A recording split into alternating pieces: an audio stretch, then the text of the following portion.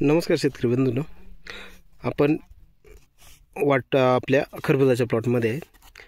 तर खरबुजाच्या प्लॉटमध्ये आता आपल्याला हा प्लॉट आपला एक 25 दिवसाचा प्लॉट झालेला आहे. तर इथे शेतकऱ्यांनी बियाणे लावलेले होते. बी लावल्यापासून 25 दिवसाचा प्लॉट आहे हा.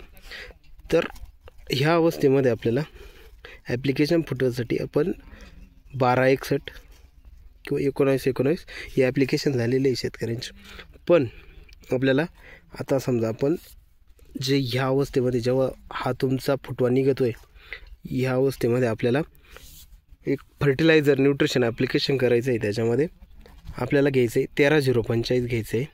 त्याच्यामध्ये तुम्हाला कॅल्शियम नायट्रेट घ्यायचं आहे आणि शक्य झालं तर सीवीड घेतलं तर अतिउत्तम राहील, किंवा तुम्ही त्याच्यामध्ये कोणतंही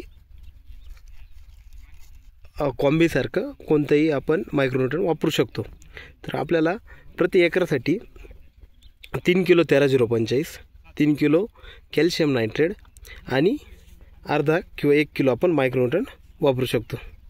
तर जेणेकरून तुमचे हे फुटवे जोमदार निघतील आणि शेंडा चांगला एकदम जोमदार चालेल. तर हे आपल्याला खत व्यवस्थापन करायचं आहे. 25 दिवसाला आपल्याला हे खत व्यवस्थापन करायचं आहे.